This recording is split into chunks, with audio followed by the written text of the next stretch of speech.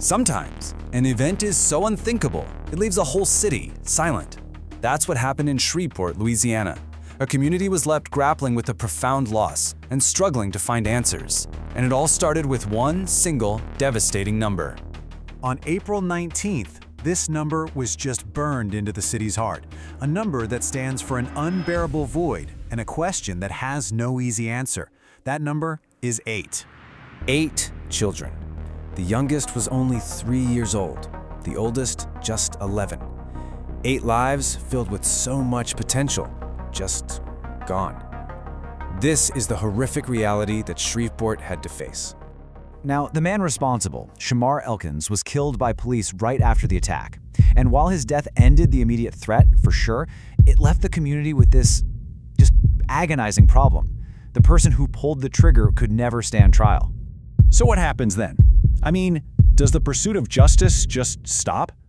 For federal investigators, the answer to that was a very clear and a very loud no.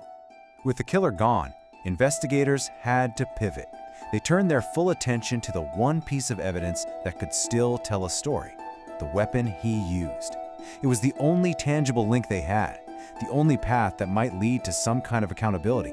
And that weapon was this, a .22 caliber Mossberg 715P. For the prosecutors, this gun wasn't just a piece of evidence. It was a key, tracing its history from the moment it was sold to the moment it was used in this massacre. That became the entire mission of this case.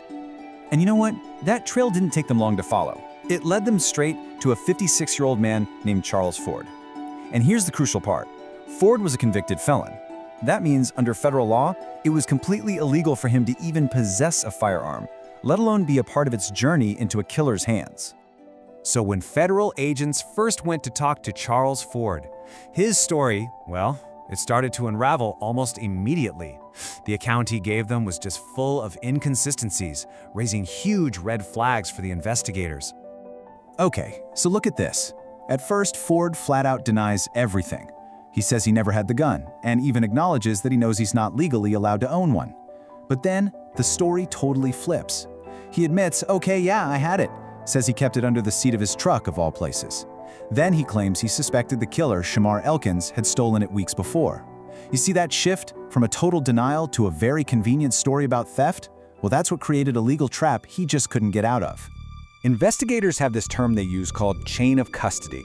It's basically the life story of a piece of evidence.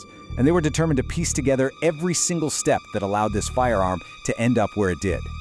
And this is what they found. The journey started simply enough. The gun was bought legally by its original owner.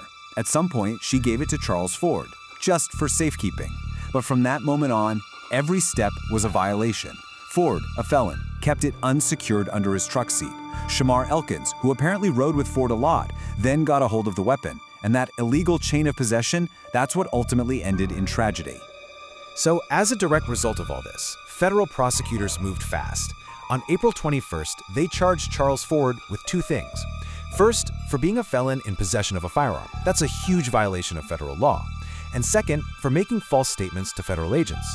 And the potential penalty here is no joke. We're talking a combined maximum sentence of up to 20 years in federal prison. That just shows you how seriously the law takes the illegal possession and transfer of weapons. But you know, while all of this legal machinery is moving forward, the city of Shreveport is still just broken. The federal case is one part of the story, but the human toll, that's something else entirely. The heart of the community's grief can be seen at a sidewalk memorial, just filled with flowers and balloons. Is for them that the city mourns. Jayla Elkins, age 3. Shayla Elkins, age 5. Braylon Snow, age 5. Caleb Pugh, age 6. Kadarian Snow, age 6. Lila Pugh, age 7. Markadon Pugh, age 10. And Saria Snow, age 11. The city's own police chief, Wayne Smith, really captured how everyone was feeling. He was visibly shaken when he said, "I just don't know what to say. My heart is just taken aback. I just cannot begin to imagine how such an event can occur." His words really spoke for the entire community. And this brings everything full circle. back to that search for justice.